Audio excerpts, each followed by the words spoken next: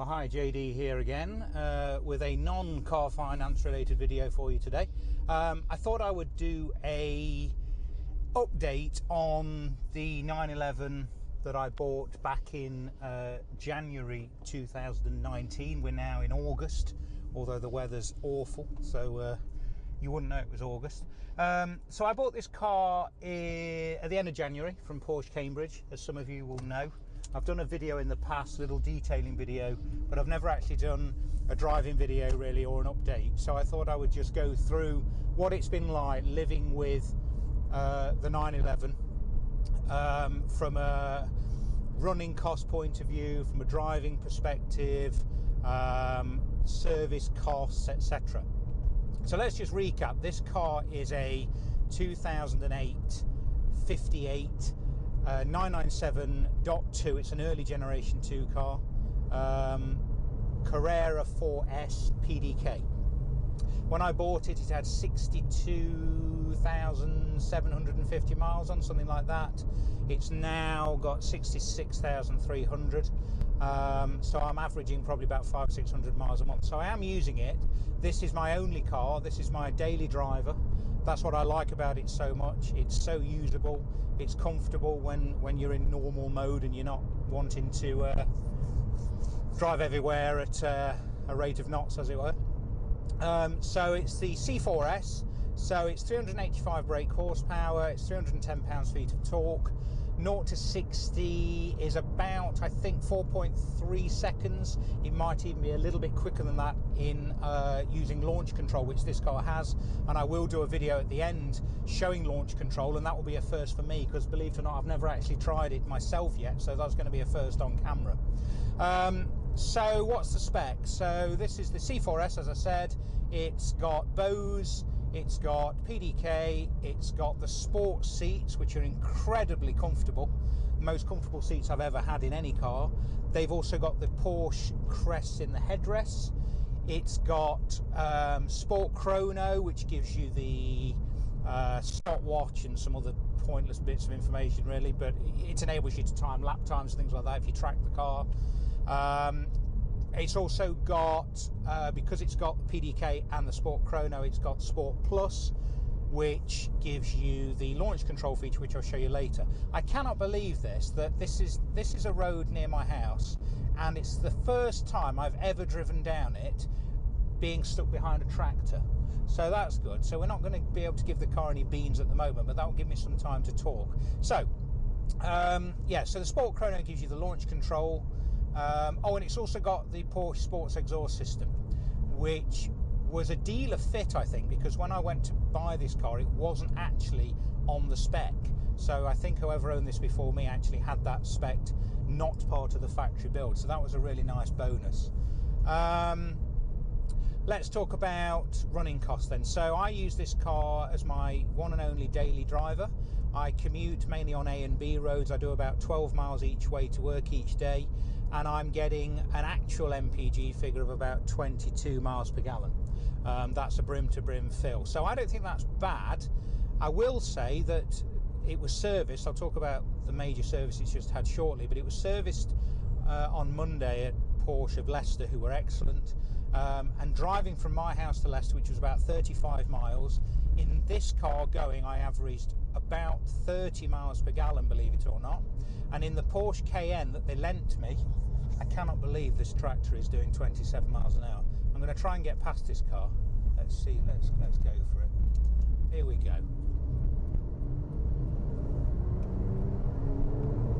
Whoa, yes, that's more like it. Right, yes, back to the story. So, what was I saying? Oh yes, so the Porsche Cayenne they lent me was a brand new standard Cayenne, so I think they're 3 litre, something like 340 brake. And on a brand new car like that, believe it or not, doing the same journey coming back from Leicester and back again when I dropped it off, I was only able to average 27. So this 911 Carrera 4S is more economical than a brand new Cayenne, which I think is quite an interesting fact really. I was quite surprised at that. I thought I'd get at least 35 out of the Cayenne. So what else? So we've talked about economy. Right, service costs. So when I bought this car, I looked through the service history, and it was at that time about 10.5 years old, and so technically it wouldn't have been due its 12-year service, its next major service, until October 2020. However, at some point a few years ago, for some reason, whether it was via a change of ownership or whatever, it was serviced during 2 consecutive years, which has kind of thrown the bi-yearly, the biannual service characteristics of this car out. So I actually needed a major service at the 11-year-old point. So whilst the car was with the main dealer, I decided to go for the 12-year service so that everything was done at the same point, and then I wouldn't therefore need a minor service for another 2 years. So the major service that this just had, this is probably the most comprehensive service this car will ever have at the 12-year period. It was a major service, it was spark plug change, it was brake fluid change, it was a new drive belt, it was a new air filters I should say, it was the all-wheel drive service, the PDK transmission service, and the PDK clutch service. The PDK clutch service, air filter and drive belt to do every 6 years, but then every 12 years it also needs a transmission fluid change as well. So I've had everything done. Now in terms of costs, originally I was quoted about £1,600 for that from a main Porsche dealer. I managed to negotiate that down to just over £1,300, and then I don't know when it happened, but a few months ago I was looking on the Porsche website at their fixed price servicing, and it had actually come down to $1,195 for the whole thing. Now yes, that's a lot of money, but if you think you're only paying that every 12 years, if I were to add that $1,195 to the next service that this is due in 2 years' time, which is a minor service and a brake fluid change, and I wouldn't have that done at a main dealer, I've had it this time done at a main dealer to keep the approved use warranty, that would only be about £320 at my local independent Porsche service centre. So if you add that to the $1,195, you're looking at about £1,500 for 4 years of servicing, which is what? Just over 350 quid a year, which yes, it isn't cheap, but it's certainly by no way means that expensive if you average it over the 4-year period. So what does this car need in terms of servicing? So every 2 years, the first service is a minor, which is essentially a few checks, oil change and filters, and a brake fluid change. That's that's kind of 20,000 miles, 60,000 miles, etc. every 2 years, and then 4 years after that. And then in between that, you have the major service, which is the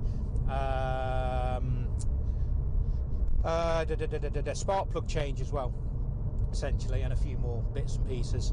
And then every 6 years, you have the drive belt change, the all-wheel drive service, and the PDK clutch service, as I've said, and 2 air filters. And then the 12th year being the really big one, which just adds the automatic transmission change. So I've had all that done now. I have to say, the gearbox is much sweeter than it was. I don't know whether it's a bit of a placebo effect, but it does seem smoother now that I've had the PDK clutch transmission changed. PDK clutch service carried out, I should say. So economy running costs really reasonable. I knew it was due the big service when I bought it. One thing I would say is that I've owned this car for 7 months and I still absolutely love it to pieces. It makes me smile every time I get in it. I still think it's a very modern looking car. I think the 997 Gen 2 with the LED running lights and the LED rear lights, and certainly the much improved sat-nav PCM system, it's a really, really nice modern looking car still, even though this is actually coming up for 11 years old now. Absolutely love it. I'm going to turn round on this road and come back again now that the tractor's gone, and actually just give it a little bit of beans, nothing too silly.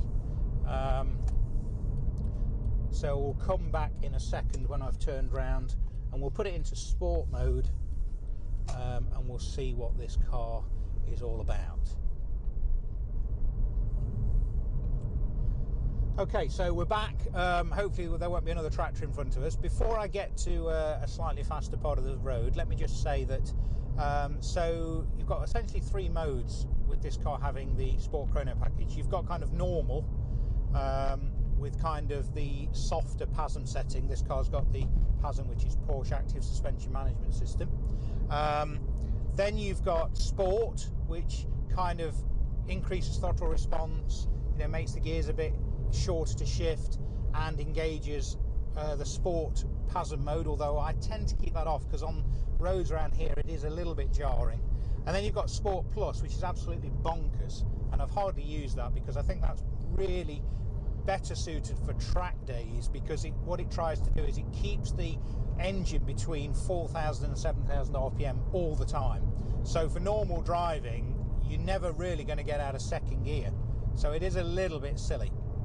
I've got Porsche Sports exhaust on, and you can't really hear it inside. It's still pretty quiet, but when I show you the launch control video, I'll film it from the back and we can see what the Porsche Sports exhaust sounds like. So let's go into sport mode. So automatically the gears have shifted up one. I'm going to come out of PASM.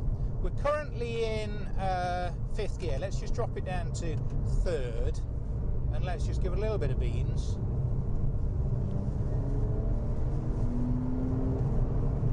Yeah, straight away. And it's starting to rain as well, brilliant. So that's in 3rd gear, sport mode. Really does pick up. Now what I'm going to do is just demonstrate Sport Plus on this road, just to oh, I've got a Fiesta behind me who wants to play, I think. I'm going to put it into Sport Plus.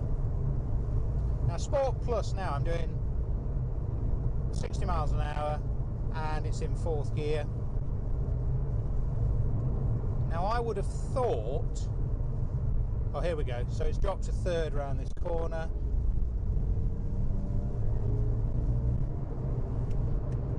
Yeah.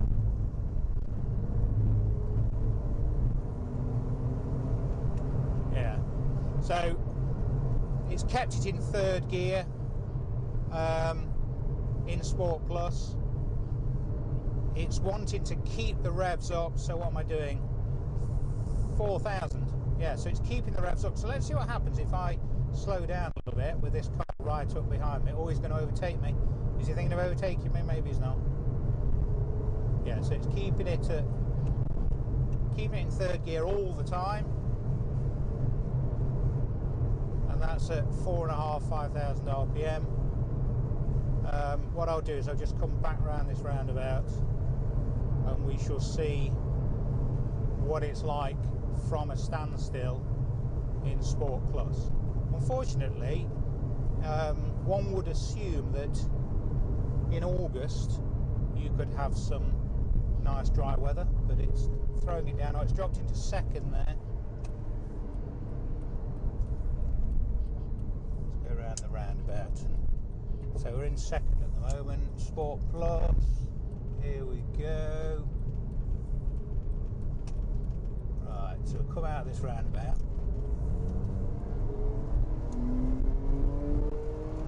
Wow, that's still in 2nd. There's 3rd. That was quite nice. Now I don't know. That's taken me by surprise because I haven't tried Sport Plus since the gearbox was serviced.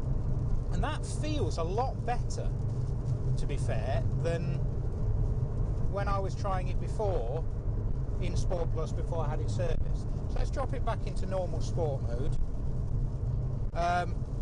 which is, as I say, is a bit more user friendly for everyday use. But the thing that I really like about this car, oh, it's really raining now.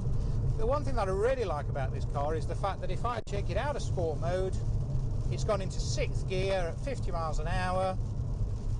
It's a really, really comfortable daily driver that I use every day for my commute. It's really comfortable. There's no rattles, you know, everything's leather. The build quality is top notch, and I'm now stuck behind a Hyundai. So there you go. But anyway, so I think that's covered pretty much. Oh, a few problems. Have I had any problems? No. The only problem I did have is I bought this car and about a week later Hope you can hear me and with all this rain. About a week later, I was cleaning the inside of the car and I left the ignition on. Only for about 2 or 3 hours, just, you know, not the engine running, but just the ignition on, doors were open, etc. And the next day the battery was flat. So I recharged it. I telephoned Porsche Cambridge, who have been absolutely fantastic on this, with this purchase. I'll tell you about something else that they've done for me in a minute. And they said, well, we've checked the condition report of the battery, it's absolutely fine, keep us posted, and it's been fine ever since. So I think these batteries can run down very quickly, but it's been fine ever since. The other thing was brake fluid change the other day. 2 of the nipples on the brake calipers were seized, and so Porsche Leicester, where I took it to, were hesitant to do the brake fluid change in case they damaged them. So a quick email to Porsche Cambridge, who again, big shout out to them, they've arranged to drive me up another loan car, I think it's a Cayman. They're going to take this back down to Cambridge and they're going to do the brake fluid change for me, and they're going to fix any seized nipples, get them rethreaded, whatever might need to be done, all for free. So I cannot fault Porsche Cambridge. If anybody's interested in a Porsche, you know, they don't know I'm saying this, they have been absolutely brilliant. Their customer service is second to none. I emailed them about the problem with the brake nipples, and literally at 8:15 the next day they called me and have arranged to take the car away for me and bring me up a loan car and sort it all out. So absolutely brilliant, cannot fault them at all. So I hope that was useful. What I'm going to do now, probably when the rain stops, I'll just take the car out again, and we'll do a bit of a launch control investigation stroke demonstration. Okay, so I'll sign off now, but I'll jump to the launch control at the end of this video. So thanks for watching. I hope it was interesting. Please comment and subscribe as usual, and I'll be in touch again soon with another car finance related video for you. Okay, take care, cheers.